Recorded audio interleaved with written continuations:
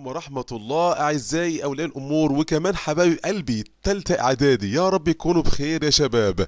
النهاردة إن شاء الله يا جماعة فيديو النهاردة مهم جدا جدا، علشان النهاردة هناخد إزاي نحل المحادثة اللي هو الحوار يا جماعة اللي بيحصل ما بين اتنين، وأقول لك النهاردة إن شاء الله أسهل طريقة لحل سؤال محادثة وتضمن إن شاء الله درجة بإذن الله كاملة. وهقول لك كمان النهارده مفاجأة حلوة قوي، ألا وهي أهم 3 محادثات دايما بتيجي على طول في امتحانات وجات إكرار كتير قوي في المحافظات السنة اللي فاتت.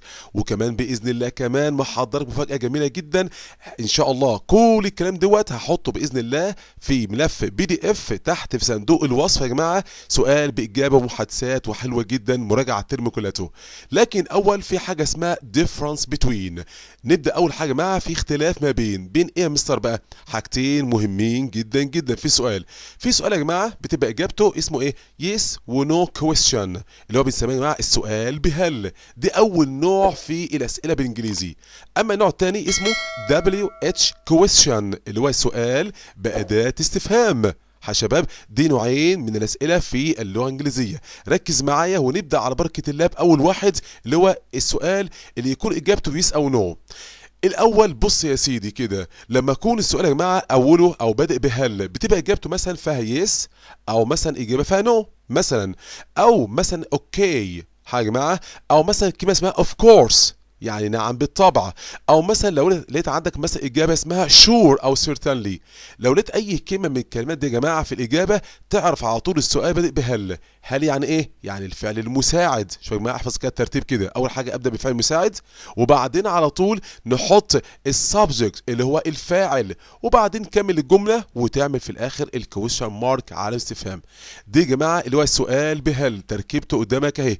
اول حاجه الهيلبنج فيرب اللي هو الفعل المساعد، وبعدين الفاعل والتكمله. طب فعل مساعد زي ايه يا مستر؟ زي مثلا is وار was were وهاف وهاز وهاد وكان وكود will would وشال وشود كمان بمعنى ينبغي وهل ينبغي، وماست ودو وداز وديد. ياه كل دي يا مستر افعال مساعده؟ ايوه كل دول يا بطل افعال مساعده، يعني كل دول معناهم هل. ايوه كل دول لو جم اول جمله هيكون معناهم هل يا بطل.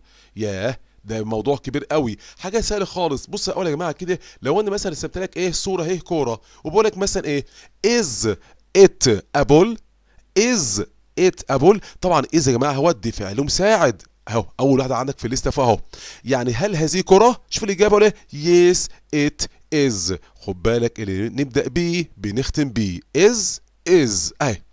طب صورة نظارة، مثال تاني شباب، are they shoes؟ هل ديت حذاء او دي جزمة يعني اعزكم الله. طبعا مع الار هنا فعل مساعد، يعني ايه؟ يعني هل. الإجابة طبعا أكيد no they aren't أهو، اللي نبدأ بآر ختمنا بآر. is يبقى is. شايفين يا جماعة البنوتة الجميلة ديت شكلها بتكره السمك، فقول لك إيه؟ does she like fish؟ does she like fish؟ خد بالك does هنا في أول الجملة فعل مساعد، يعني هل برضه. شوف الإجابة أقول إيه؟ no she. طبعا السؤال بدأ بإيه؟ بداز، يبقى نختم بداز بركة يا بطل. هقول ايه؟ no she doesn't. الموضوع سهل ايه يا جماعه؟ افعال مساعده سهله جدا في اول جمله هل. طب تعالى بقى نطور شويه الموضوع ونصعبه شويه. بقول لك بقى ايه؟ ركز معايا بقى في الحته الجايه دي بقى. شو بقول لك ايه؟ اذا وجد الفعل المساعد في الجمله في الإجابة تحت يا جماعة، فبنستخدمه هو كفعل مساعد في أول السؤال. إزاي يا مستر؟ مانيش فاهم، عايزين ترجمة الحاجات دي وأمثلة. شوف يا سيدي مثال أهو سؤال، واحد سأل سؤال فالتاني قام رد عليه قال له إيه؟ قال له yes she is a nurse، يعني نعم هي ممرضة. شوف يا جماعة تحت عندك إيه؟ أدي yes تمام؟ وكمان عندك الفعل المساعد موجود is، يبقى أكيد السؤال بادئ بهل، بس هنبدأ بإيه؟ ايوه بنفس الفعل المساعد موجود عندي اللي هي is، وبعدين نحط ايه؟ الفاعل هي she، وبعدين التكمله اللي اسمها ايه؟ a nurse. فاكر يا جماعه من شويه قلت ايه؟ ازاي نعمل سؤال بهل؟ قلنا فعل مساعد وبعدين فاعل وبعدين تكمله. طب اذ لم يكن هناك فعل مساعد، لو ما فيش فعل مساعد نستعمل حاجه من الثلاثه، لا دو لا داز لا ديد. براحتي؟ لا مش براحتك، على حسب الفيرب او الفعل. ازاي يا مستر؟ شوف يا سيدي، اذا كان الفعل في المصدر بنحط do حاجه معاه في اول الجمله هيكون معناه هل. اما بقى اذا كان الفعل في الماضي في الباست حاجه معاه دو اي دي والافعال الجميله يا جماعه ديت او فعل شاذ نستعمل كلمه did في اول الجمله هيكون معناه هل. اما اذا كان الفعل مضاف له حرف الاس فبنستعمل does في اول الجمله بمعنى هل. مثال يا مستر ادي مثال اهوت ايه سأل سؤال فبيرد عليه قال له ايه of course my friend lives in London. ايوه صاحبي عايش في لندن. انت ملاحظ عندك ايه كلمه ايه of course وانا يا جماعه بدل عندك of course او yes او no يبقى كده السؤال بهل.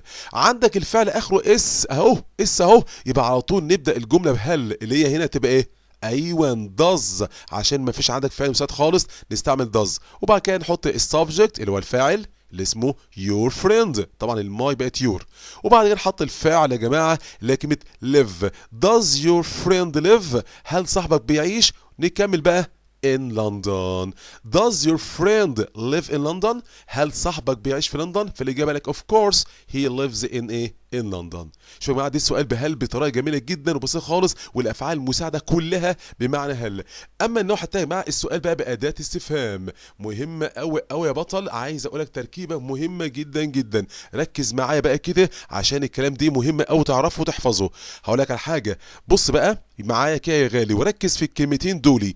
لما بتيجي تكون سؤال بكلمة استفهام في قانون لازم تلتزم بيه وانسى موضوع الترجمة الحرفية دي خالص. تمام انسى موضوع الترجمة الحرفية. خد بالك اول حاجة تبدأ على طول بكلمة استفهام. احفظ معايا بالترتيب اهو كلمة استفهام اي كلمة استفهام بقى اللي هو الكويشن وورد كلمة استفهام بوات وير.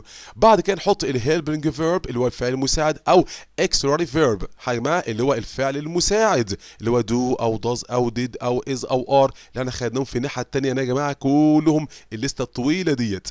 بعد كده على طول بنحط الفاعل اللي هو السبجكت. خد بالك من الترتيب يا بطل وانت تاك ايه انسى العربي خالص دلوقتي احتفظ بالقانون دوت. وبعد كده نحط الفيرب اللي هو الفعل يبقى كلمة استفهام فعل مساعد فاعل وبعدين فيرب. طب استاذ كلمات استفهام زي ايه؟ شوف يا سيدي اهوت مع الابله انشراح مثل انشراح بتقولك افعال جميله جدا هي يا جماعه لازم تكون عارفها وحافظها اللي هو الكويشن وورد. عندك مثلا كلمه استفهام زي كلمه مثلا وير اللي اين للسؤال المكان. whose للسؤال ملكيه اللي هي البوسيسيف. which طبعا بمعنى اي دايما تيجي على طول للتشويس الاختيارات ها which one do you want وكده. where to الى اين وكمان where from من اين حاجه معاك كلمات مهمه جدا تحفظها. وكلمه how اللي هي بمعنى كيف. وخد بالك يا جماعه how ديت لها لسته طويله جدا خصوصا how كيف لكن لو جه بعدها صفه هيكون معناها ما او كم.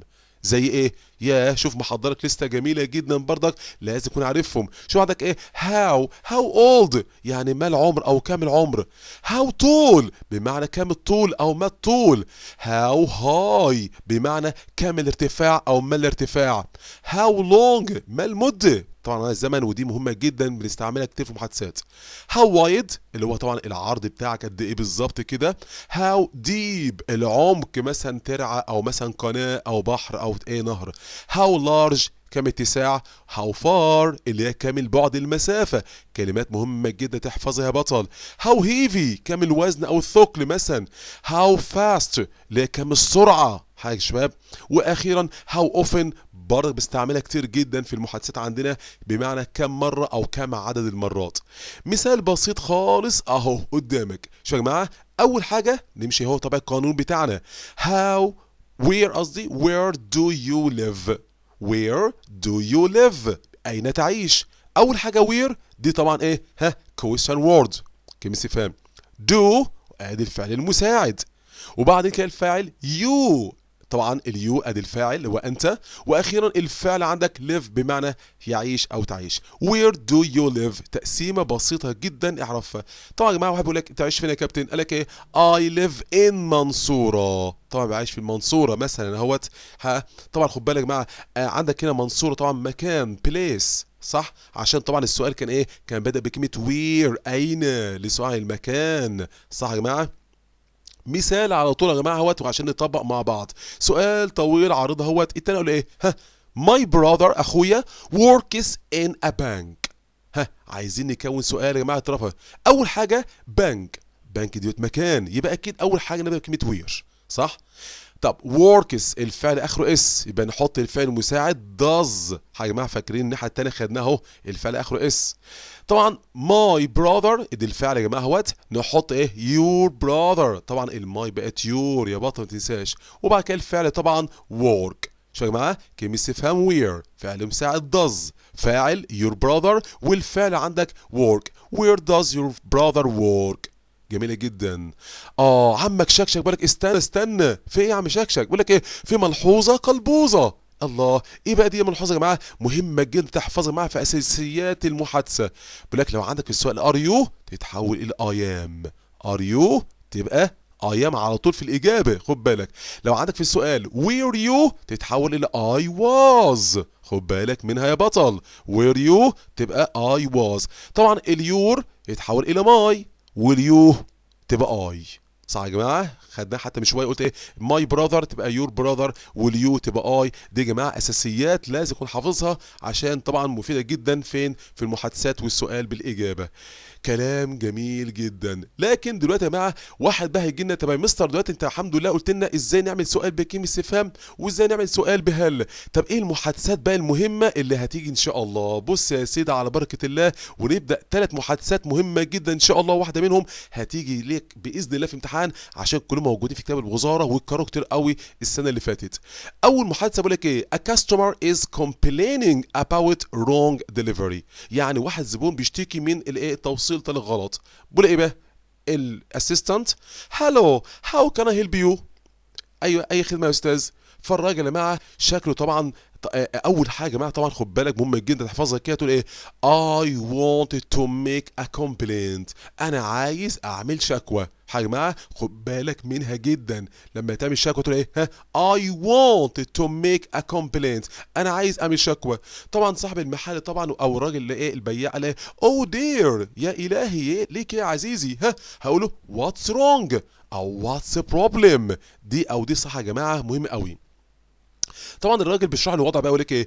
I order a kettle for your website but you sent me a toaster، انا طلبت طبعا الكاتل وانتوا بعتوا لي حاجه ثانيه خالص، طبعا wrong delivery اهو.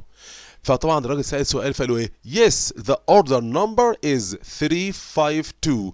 يبقى يا جماعه السيستنت هنا هيسأل سؤال، هو ايه؟ هقول له can I take the order number، ممكن بعد اذنك اخد رقم الطلب بتاعك؟ فطبعا قال له ايوه 352 وفعلا مليه له. طب رجع تاني سأل سؤال when did you order the kettle، امتى حضرتك طلبت الكاتل؟ طبعا يا جماعه ده سؤال في الماضي عشان بعد كلمه استفهام جديد الاجابه الماضي برضك. ها I ordered it a week ago، انا طلبته من اسبوع فات. I ordered شوف يا جماعه اخره اي دي، وكمان قلت اجو من كلمات الباست سمبل الماضي البسيط. طب اسيستنت can I take your phone number بليز، طب ممكن بعد اذنك رقم تليفونك؟ طبعا حط اي حاجه يا جماعه، نقول اتس او قال له ايه؟ يس اتس، وحط اي رقم يا جماعه اهوت 1 0 1 0 2 3 4 8 0099، دي طبعا ده تليفوني وتحت امركم في اي وقت يا جماعه ان شاء الله تنوروا طبعا باتصالكم. دي يا جماعه بالنسبه ايه للمحادثه الاولى المهمه جدا ان شاء الله، واتكررت كتير قوي في محافظات يا شباب وموجوده في كتاب الوزاره، يعني حاجه معتمده. المحادثه الثانيه يا ابطال ان شاء الله، بيقول لك ايه؟ داليا wants to buy a new dress، داليا عايزه تشتري فستان جديد. ها البياع يا معلم قال ايه بقى؟ اول حاجه can I help you، اي خدمه يا داليا؟ ها ايوه يا مدام عايزه حاجه؟ فقالت ايه؟ yes I am looking for a dress، ايوه انا بدور على فستان، انا عايزه ايه؟ فستان. طبعا مع سأل سؤال تحت اهو يا جماعه، سؤال بسيط جدا، قال لك ايه؟ ميديوم بليز، سأل سؤال فردت عليه انا عايزه وسط. يبقى كده مع السؤال عن الحجم باسم ايه؟ ها معاك اسمه ايه؟ وات سايز، ايوه كده يا جماعه خد بالك من احفظها، وات سايز دو يو وونت، حضرتك عايزه مقاس كام؟ طب سؤال تاني قام رد عليه يا جماعه داليا قالت ايه؟ I would like red please، انا عايزه لون احمر. يبقى اكيد اللون، ها which color او what color would you like، what color او which color would you like. طبعا قلنا which يا جماعه للايه؟ بتيجي دايما الاختيار. سؤال تاني يا جماعه is this one good، ايه رايك في دي؟ دي كويسه؟ دي يا جماعه السؤال يا جماعه بايز طبعا في اول الجمله معناها هل فعل مساعد. طبعا الاجابه يس ات از، زي ما انا يا جماعه نبدا بيه بنختم بيه يس ات از. فهي قامت ساله سؤال هاو ماتش از ات، بكام ده لو سمحت. طبعا يا جماعه حط اي رقم بقى براحتك، حط اتس واي حاجه. اتس مثلا 400 باوندز، مثلا الدريس فستان دي ب 400 جنيه، اي حاجه اي رقم مش هيفرق. طبعا في الاخر يا جماعه ده لقيت ايه؟ اوكي هير يو ار، اتفضل يا عم الحاج. اوكي تمام، هير يو ار، تفضل. دي يا جماعه المحادثه الثانيه ان شاء الله. اما المحادثه الثالثه المهمه جدا يا جماعه، بالله عليك طبعا ما تنساش يا جماعه تدعوا لي كده وتعمل اشتراك وفعل الجرس وقول لاصحابك على اسم القناه ان شاء الله مستر انجلش، عشان انزل لسه مراجعات مهمه جدا. احمد is talking، دي الثالثه يا جماعه، مع مين؟ مع كليرك in the train station، في محطه القطر، وبيتكلم مع مين؟ مع الراجل الكمساري او الموظف. احمد بيقول ايه؟ Where does the train to أسوان leave from؟ هو قطر أسوان هيطلع من الرصيف رقم كام يا عمو؟ بيتكلم الموظف. فطبعا اما قال له حاجه، قال له ايه؟ بلاتفورم 5؟ لا معقول رصيف رقم 5؟ يبقى كده يا جماعه الراجل قال له ايه؟ قال له ايه؟ it leaves from platform 5، هيطلع من رصيف رقم 5. وخد بالك يا جماعه الفعل حاطط اخره اس، leaves، عشان دي يا جماعه تايم تيبل، جدول مواعيد، زي ما كنا خدناها في الفيديو اللي فات بتاع الجرامر، وهسيب لك ان شاء الله الرابط في صندوق تحت يا جماعه الفيديو بتاع الجرامر المنهج ان شاء الله. سؤال ذا نيكست ترين هيطلع كمان 5 minutes، 5 دقايق يا جماعه. يقول لك ايه؟ what time او كلمه when does the next train leave، هو امتى القطر اللي بعد كده يا جماعه. طبعا what time هنا وقت يا جماعه، عشان قالوا ايه؟ في خلال 5 دقايق القطر الثاني يطلع، فاكيد بيسأل عن الوقت طبعا، وحطينا الفعل المساعد does عشان خاطر leaves. It takes 7 hours to reach أسوان، قال له هياخد 7 ساعات عشان يوصل. يبقى أكيد السؤال اللي أحمد سأله له هو قد إيه بالظبط؟ بكلمة how long، كام المدة؟ هاي معاه، وادي does الفعل المساعد. It take to reach أسوان. how long does عشان خاطر اس يا جماعه في كلمه تكس، وبعدين it الفاعل، وكملت يا جماعه الجمله خالص هي من تحت من ايه، مش من دماغي خالص، نفس الكلام. طب are there any other train to أسوان؟ هل يوجد أي قطورة تانية لأسوان؟ يا جماعة طبعا are هنا يا جماعة معناها هل يوجد، فالتاني له إيه؟ yes there is one، أيوه في واحد تاني هيطلع تاني أسوان، بس شوية كده. أما أحمد رجع سأله سؤال تاني، طب what time does this one leave؟ طب القطر ده التاني هيطلع الساعة كام؟ حطوا يا جماعه اي وقت بقى براحتك بقى. الكمثالي طبعا او الكليرك موظف. it leaves مضارع بسيط بردك اس اهو. in an hour، hour يعني ساعه، يعني في خلال ساعه بالظبط هيكون طالع. دي يا جماعه الثلاث محادثات الجميله جدا اللي هيجوا ان شاء الله باذن الله، واحده منهم باذن الله هتجيلك في امتحان. معاكم مستر احمد شايب من قناه مستر انجلش. يا رب يا جماعه تدعموني كده وتدعوا لي دعوه حلوه ان شاء الله، وطبعا قول لاصحابك على اسم القناه وشير الفيديو على قد ما تقدر، عشان الرسول قال خير الناس انفعهم للناس. يا جماعه طبعا اي استفسار او اي حاجه معاه اكتبوا ان شاء الله في الكومنت، وانا ان شاء الله هرد على كل واحد. شكرا يا ابطال، سلام عليكم.